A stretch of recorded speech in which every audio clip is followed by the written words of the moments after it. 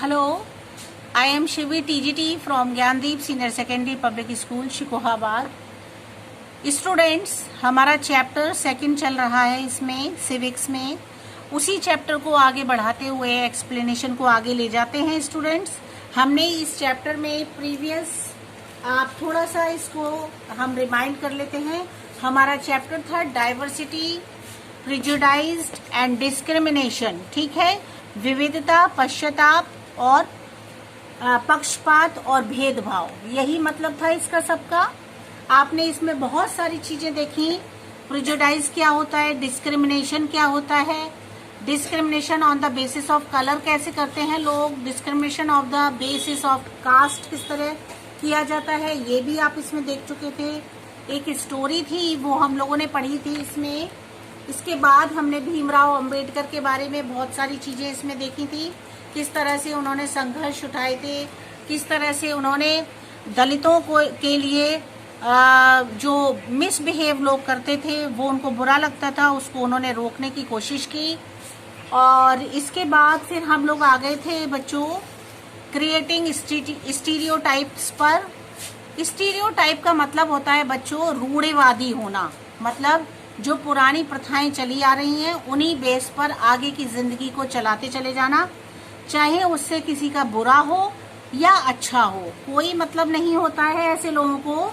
बस वो अपनी पुरानी रूढ़िवादी बातों में ही अपना आसपास का माहौल, एटमॉस्फेयर खराब करते रहते हैं। वही है ये स्टीरियोटाइप। ये एक स्टीरियोटाइप जो होता है जनरलाइजेशन होता है, असम्पशन होता है, मतलब जो चला आ रहा है पहले से उसको कंटिन्यू रखना, उसको अपनी लाइफ से ना जाने देना, किसी भी तरह से उसी के ऊपर उसी तरीके से जैसे कि पहले के रूढ़िवादी लोग रहा करते थे, उसी को वो आगे बढ़ाते रहते हैं। People make about a person और ग्रुप ऑफ पर्सन्स, इसमें एक इंसान या बहुत सारे लोगों का ग्रुप। जैसे कि how many times you have heard people से, आपने कितने समय से लोगों को सुना है only man join the army, केवल आदमी ही जो होते हैं वो आर्मी को ज्वाइन कर सकते हैं, लड़कियां तो केवल घर में बैठ के रो सकती हैं। ऐसा इसमें कितनी बार आपने लोगों के मुंह से ऐसी बातें सुनी होंगी, क्योंकि ये पुराने समय से रूढ़िवादी बातें चली आ रही हैं, इसलिए। These are generalizations that are very often not true. ये केवल बनाया हुआ होता है, केवल मानसिकता होती है लोगों की, ये सच्चाई नहीं होती है। There are some women who join the army and do very well. Similarly, men do cry and these is nothing wrong with it either. Okay? आज के समय में लेडीज कितनी आगे बढ़ती चली जा रही हैं और लड़कियां लड़कों से ज्यादा आगे बढ़ रही हैं, तो ये तो समझाने की बात ही नहीं है, हम सब इस चीज को बहुत अच्छे से जानते हैं। इसके बाद बेटा इस चैप्टर को आगे बढ़ाते हुए और देखते हैं इसमें क्या बताया है। There are more dangerous types of stereotyping. देखिए, अभी तो हमने इसको सोचा कि स्टीरियोटाइपिंग रूढ़िवादिता है, आगे बढ़ते हैं, लेकिन इसमें अभी बताते हैं ये कि स्टीरियोटाइपिंग बहुत डेंजरस भी बन जाती है। डेंजरस मतलब खतरनाक। अगर ये बड़ा रूप ले ले और विचारधाराएं बहुत ज्यादा खराब हो जाएं तो इसका रूप बहुत खराब भी हो जाता है। किस तरीके से? Which have resulted in the large scale killing of people of a particular group और रेस। किस तरह से रिजल्ट ये निकल के आता है कि बहुत सारे लोगों के ग्रुप इसमें किल हो जाते हैं, खत्म हो जाते हैं एक पर्टिकुलर ग्रुप की वजह से। ड्यूरिंग वर्ल्ड वार जो सेकेंड हुआ था, द जूइज वर स्टीरियोटाइप्ड, ठीक है, एज बीइंग क्या है, racially impure by Hitler and the Nazis, Hitler's follower. Millions of Jews were killed by the Nazis as a result of this stereotyping. क्या हुआ था उस समय में? हिटलर का तो नाम आपने सुना ही है बहुत अच्छे से। हिटलर जो था वो पर्सन था जो कि लोगों को अपनी बात मनवाना बहुत अच्छे से जानता था, और वो अपनी बात को आगे रखते हुए चाहे लोगों का कितना भी बुरा हो जाए लेकिन वो होने देता था, अपना उसको काम पूरा करना होता था, उसको अपनी बात को आगे रखना होता था। हिटलर्स के जो फॉलोअर थे जैसे कि नाजीज थे वो बहुत सारे थे और उस समय में कई लोग इस तरीके के मारे गए थे जो कि बेगुनाह थे, उन्होंने कुछ नहीं किया हुआ था लेकिन फिर भी वो उसमें फंस गए और उनको अपनी जान गंवानी पड़ी। Stereotyping occurs when we are unable or unwilling to search for all the information we would need to make a fair judgment about people. क्या होता है स्टीरियोटाइपिंग बड़ा रूप कब ले लेती है? जब हम इतने मतलब अनेबल हो जाते हैं, हम पता नहीं कर पाते कि जो इंफॉर्मेशन हमारे लिए गलत दी गई है उसका सबूत हमारे पास जब हम ढूंढते रह जाते हैं और वो सबूत हमें नहीं मिलता है और जजमेंट जो होता है वो गलत हो जाता है। ऐसी कंडीशन में जो स्टीरियोटाइपिंग होता है वो कितना भयानक रूप ले सकता है। Such generalisations often lead to discrimination. इस तरीके की जो जनरलाइजेशन होते हैं वो डिस्क्रिमिनेशन आपस में बना देते हैं। डिस्क्रिमिनेशन तुम लोगों को ऑलरेडी पता है बच्चों, मतलब आपस में भेदभाव करना। Specially when the stereotyping is unfavourable. अगर ये अनफेवरेबल है मतलब आपके खिलाफ है तो we constantly stereotype people. We have stereotypes about people from particular region और स्टेट। स्टीरियोटाइप जो लोग होते हैं वो या तो किसी पर्टिकुलर रीजन के भी हो सकते हैं, स्टेट्स के भी हो सकते हैं। about people belonging to various caste और religions। अलग अलग कास्ट के, रिलीजन के गर्ल या बॉयज कोई भी इसमें आ सकते हैं, शामिल हो सकते हैं इसमें। Thus you can hear people freely using terms like lazy, stupid, rude, greedy and stingy।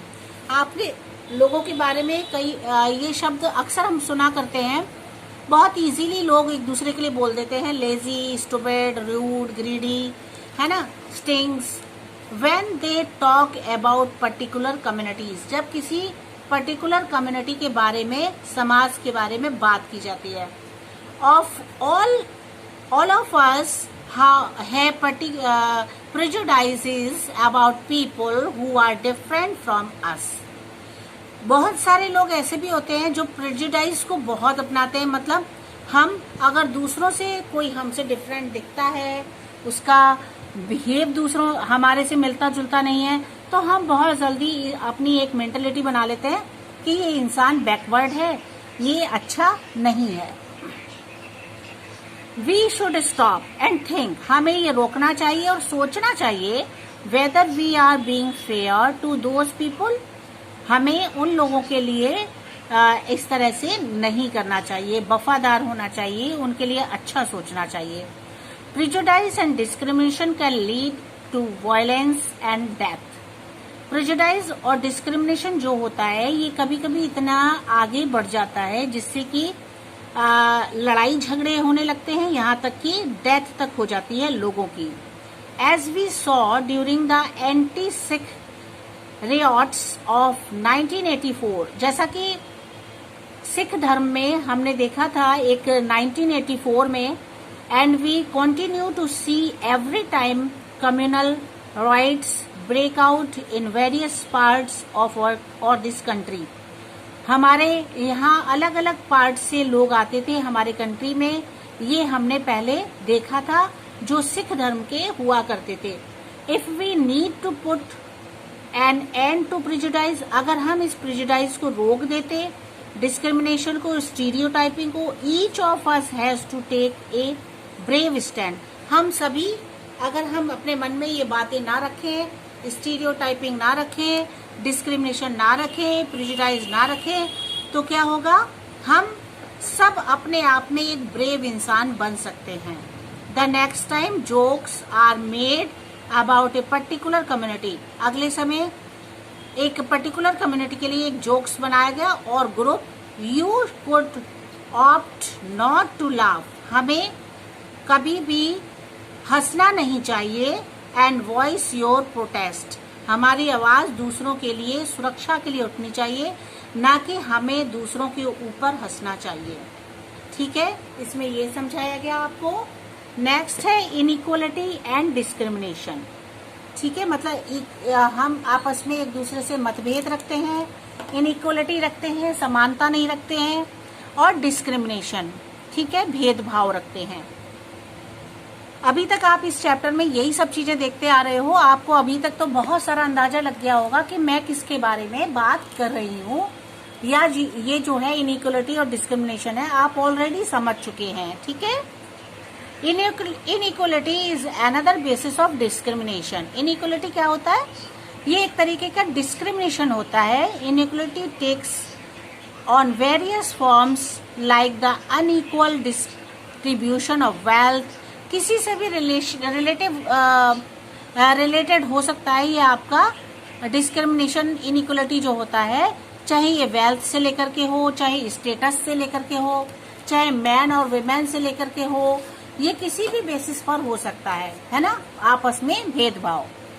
Discrimination on the basis of inequality, discrimination inequality के ऊपर भी हो सकता है, is different from that base on diversity, और ये डिफरेंट होता है डाइवर्सिटी से, मतलब वेराइटी से। इकोनॉमिक इनइक्वालिटी, इकोनॉमिक इनइक्वालिटी आपने इससे पहले वाले चैप्टर में भी पढ़ा था। क्या था? आप बहुत अच्छे से समझ गए थे। मतलब कहीं तो कोई बहुत ज्यादा पैसे वाले हैं, कहीं बहुत गरीब है, और ये जो बैलेंस बिगड़ा हुआ है आपस में इकोनॉमी को लेकर के, यही हमारा किस में आता है? इकोनॉमिक इनइक्वालिटी में।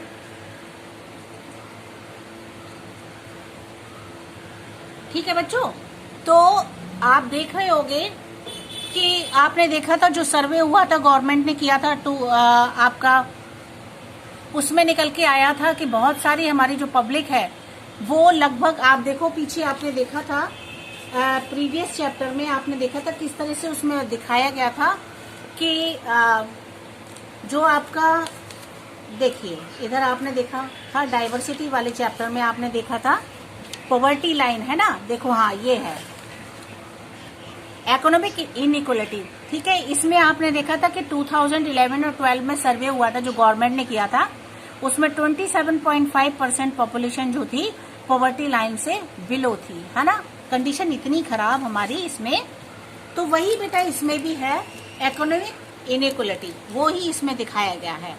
ठीक है, the unequal distribution of poverty and wealth in a society causes economic inequality। इसमें एक चीज और शामिल कर दी है बेटा, एक तो अनइक्वल डिस्ट्रीब्यूशन ऑफ प्रॉपर्टी, इसमें प्रॉपर्टी को लिया है, उसमें उसको लिया था, पॉवर्टी को लिया था। ठीक है, इसमें आपको प्रॉपर्टी को लिया है और वेल्थ ऑफ सोसाइटी को लिया है। मतलब जो बैलेंस बिगड़ा हुआ है, डिस्ट्रीब्यूशन है प्रॉपर्टी का और वेल्थ का सोसाइटी में, वो हमारी इकोनॉमिक इनइक्वालिटी को बढ़ाता है। People who are poor do not have access to good food. आज के समय में बहुत सारे लोग ऐसे हैं जिनके पास अच्छा भोजन नहीं है, क्लोथ्स नहीं है, शेल्टर नहीं है, एजुकेशन नहीं है। The poor suffer if they are ill. Poor suffer करता है क्यों? कि वो बीमार है, इल है, कमजोर है। एज दे कैन नॉट पे फॉर एक्सपेंसिव मेडिसिन ट्रीटमेंट, वो बहुत ज्यादा दवाइयों में पैसे नहीं खर्च कर सकता, अपना ट्रीटमेंट नहीं करा सकता, क्यों? कि वो पुअर है ना। As they lack a good education, उनके पास अच्छी एजुकेशन की व्यवस्था नहीं है। They are unable to get good jobs, वो अच्छी जॉब्स के लिए भी नहीं जा पाते हैं, नहीं उसको ले पाते हैं। Thus the poor get discriminated against in many different ways. इस तरह से बहुत सारे डिफरेंसेस हैं, डिस्क्रिमिनेशन है हमारे पुअर्स को, जो अलग अलग रास्ते पर निकल जाते हैं। अपने इंडिया में the issue of poverty and the issue of exploitation of the lower, अपने समाज में, अपने इंडिया में पॉवर्टी जो है, गरीबी जो है, वो बहुत सारे इश्यूज लिए हुए हैं, जिसमें कि लोअर से लोअर जो इंसान है वो परेशान होता चला जाता है। आफ्टर सेंचुरीज ऑफ एक्सप्लॉयटेशन, जो एक्सप्लॉयटेशन है वो सेंचुरीज मतलब सदियों से चला आ रहा है। In India many people belonging to socially backward caste are also economically backward. जो हमारे समाज में जो बैकवर्ड कास्ट के लोग हैं वो भी इकोनॉमिकली बहुत ज़्यादा इस चीज़ में पीछे हैं। और बहुत सारी schemes, welfare schemes, employment programmes हैं जो कि गवर्नमेंट ने चलाए हैं, जिससे कि ये प्रॉब्लम जो है सॉल्व की जा सके, चेंजेस लाए जा सकें, और जिसमें कि डेमोक्रेटिक कंट्री में भी इतनी सारी आज के समय में प्रॉब्लम्स लोगों को उठानी पड़ रही हैं। तो इन सबको कम किया जा सके, खत्म किया जा सके, इसलिए गवर्नमेंट ने बहुत सारे कदम उठाए हैं। ठीक है, जो इसमें तो नहीं दिया है उसका रेफरेंस, लेकिन आपने इससे प्रीवियस वाले चैप्टर में देखा था कि जैसे कि गवर्नमेंट ने कौन कौन से कदम उठाए हैं। कॉलेजेस, स्कूल्स में इन लोगों के लिए स्कॉलरशिप की व्यवस्था की गई है।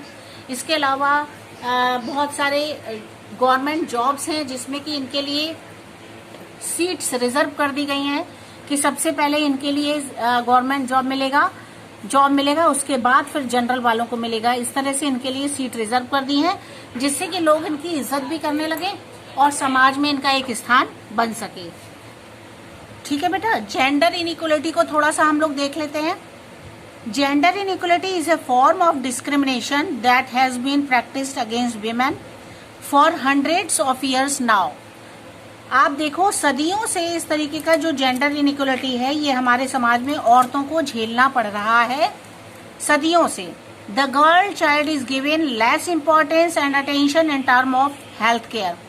आप देखो, आज के पहले क्या होता था, जो गर्ल चाइल्ड होती है जो वो उसको लोग इम्पोर्टेंस अपने घरों में तक नहीं देते हैं। उनकी हेल्थ को लेकर, फूड को लेकर, एजुकेशन को लेकर उन्हें बहुत सारे प्रॉब्लम्स उठानी पड़ती हैं अगर वो बेटी है तो घर में, है ना। Female foeticide and infanticide, the killing of female fetus and babies are too evil prevalent not only in our village but also in educated urban cities। ये बेटा वो है कि जब बेटी पता चलती है, बेटी के जन्म से ही पहले बेटी को जो मार दिया जाता है वो आपका इसमें आता है फीमेल फोर्टिसाइड में। ये दो तरह के इवल्स हैं, मतलब अपराध हैं जो हमारे समाज में, गांव में भी आजकल लोग इस तरीके के हैं जो अर्बन फैमिलीज में अनएजुकेटेड होते हैं, वो इन चीज़ों से के अपराधी होते हैं। द डिमांड्स फॉर डावरी, और अगर बेटियों की जैसे शादियां कर दी जाती हैं तो जो उनके घर वाले होते हैं वो उनसे डावरी मंगाते हैं, दहेज मंगाते हैं और डिमांड करते हैं। और अगर वो made on the parents of the bride is another example of social injustice. और अगर वो उसको नहीं ला पाती है तो वो उसको परेशान किया जाता है। इस तरीके से वो है ये कि समाज में किस तरीके से जेंडर इनइक्वलिटी को बना रखा है। सम ऑफ द लॉज, कुछ कानून ऐसे हैं, specially inheritance laws are based. Ours is a patriarchal society. ये जो समाज है ये हमारा पैट्रिचाल क्या होता है, मतलब आदमी अपने आप को ऊपर रखते हैं, सोचते हैं कि आदमियों की ही चलती है, औरतों को बोलने का कोई राइट नहीं होता है ना। वो सोसाइटी हमारी कहलाती है जिसमें for example a man is the head of the family, है ना। पैट्रिचाल सिस्टम क्या होता है, जिसमें कि परिवार में एक आदमी उस परिवार का मुखिया बनता है। The family name is traced through the male line. जहाँ आगे आगे मेल पर्सन चलता है वो, वहाँ उसका पूरा परिवार उसके पीछे पीछे चलता है, वो पैट्रिचाल सोसाइटी कहलाती है। In India women are not given their share of their father's property. आज के समय में फादर की जो प्रॉपर्टी होती है उस पर विमेन का, लड़कियों का कोई राइट नहीं पहले बताया जाता था, इवन टुडे, है ना। लेकिन आज के समय में ऐसा नहीं है, कानून बदल गए हैं।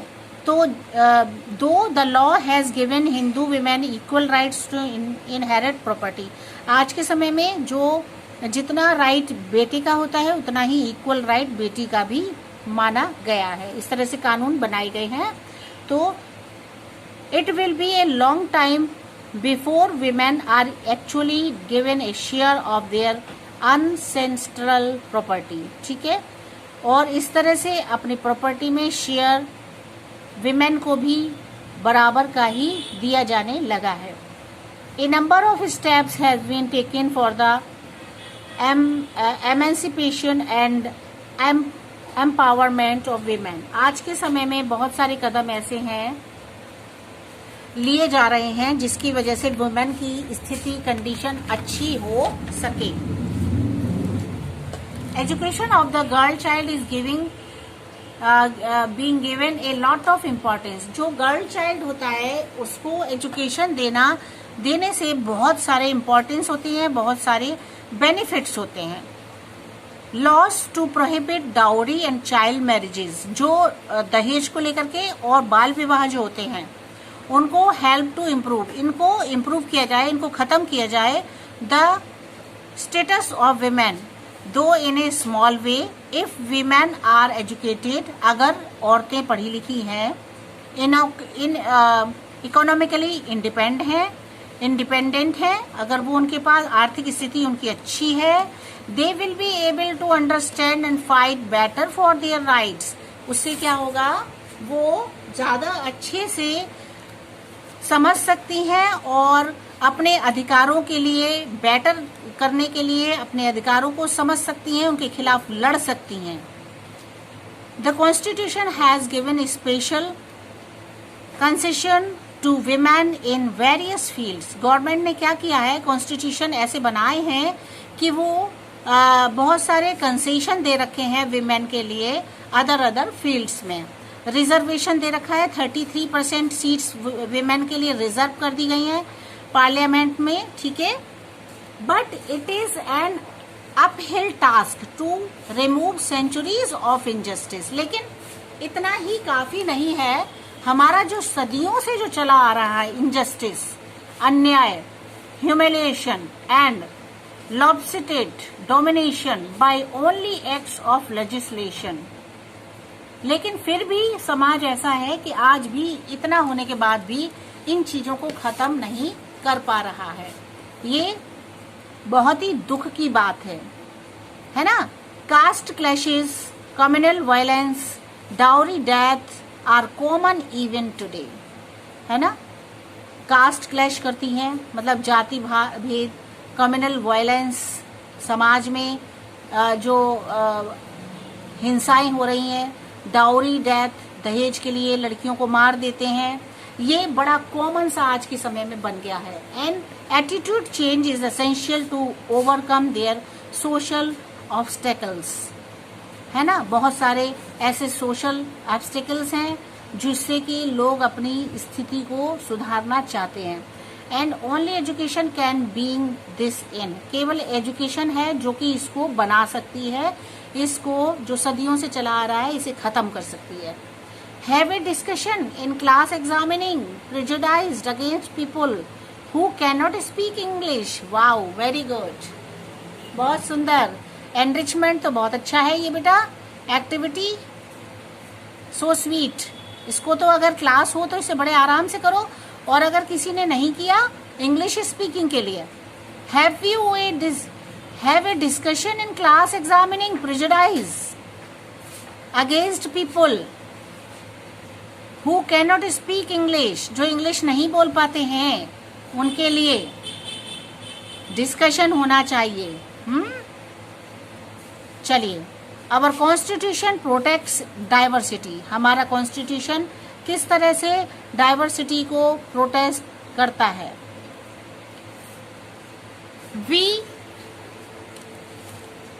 We adopted our constitution in 1950. 1950 में हमने अपने कॉन्स्टिट्यूशन को बनाया था, हमारे देश में वो लागू हुआ था। It is a vital document that contains the basic framework of government.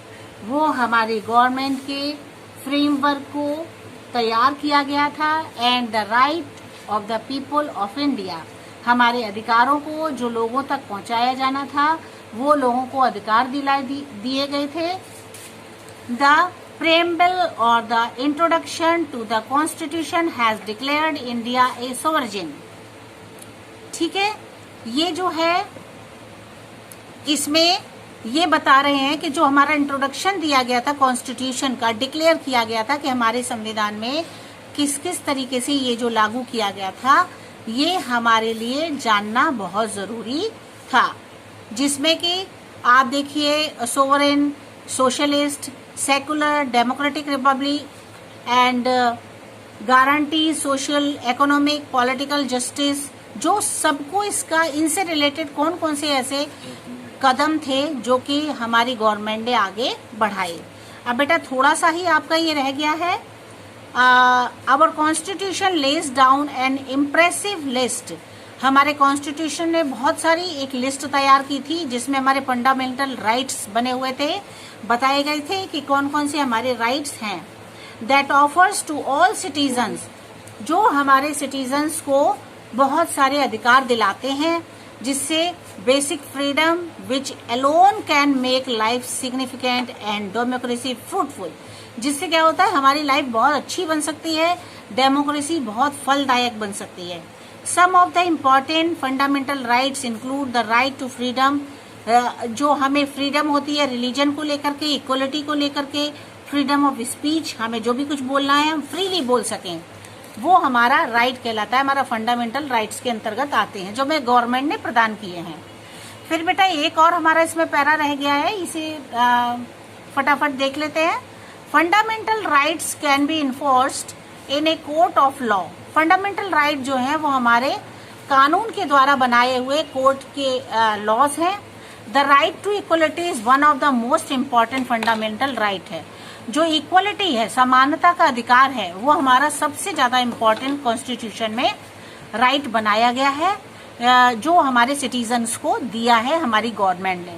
इसका मतलब होता है no one can be discriminated. इसका मतलब ये है कि कोई भी आपस में मतभेद नहीं कर सकता against on the basis of their gender से लेके, कास्ट से लेकर, रिलीजन से लेके, रेस से लेके, इकोनॉमिक स्टेटस से लेके, इन किसी भी चीज को लेकर के लोग आपस में एक दूसरे को परेशान नहीं कर सकते।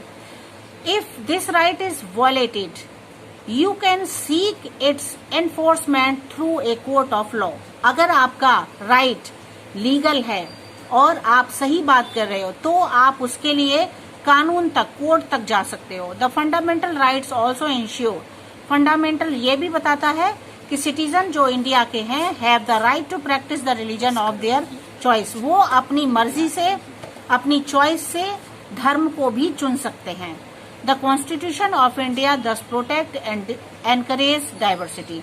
इस तरह से जो भारत का संविधान है वो अपने एनकरेज करता है, डाइवर्सिटी को प्रोटेक्ट करता है। ठीक है। डू यू नो द वर्ण system which divided society into 4 classes. वर्ण सिस्टम आपको पता है बच्चों 4 टाइप्स में डिवाइड किया हुआ है, ब्राह्मण, क्षत्रिय, वैश्य और शूद्र। ये हमारे इंडियन सोशल सिस्टम थे।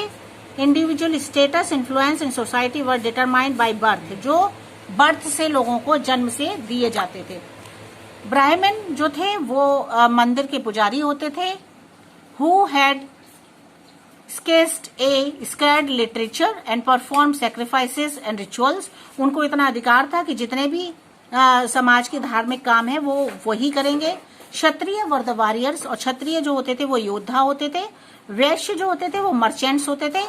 और lower most in the social strata were the Shudra. शूद्र जो थे वो सबसे नीचे दर्जे के बताए गए थे। हु वर लेबरर्स, जो मजदूर हुआ करते थे, लेबर होते थे। And they were not given access places of worship rivers, और उनको ये परमिशन नहीं थी कि वो मंदिर में जा सके पूजा करने के लिए, नदियों में जा सके, wells of places public entertainment की, कोई भी पब्लिक एंटरटेनमेंट के प्लेस पर वो जा सके, उनको परमिशन नहीं थी।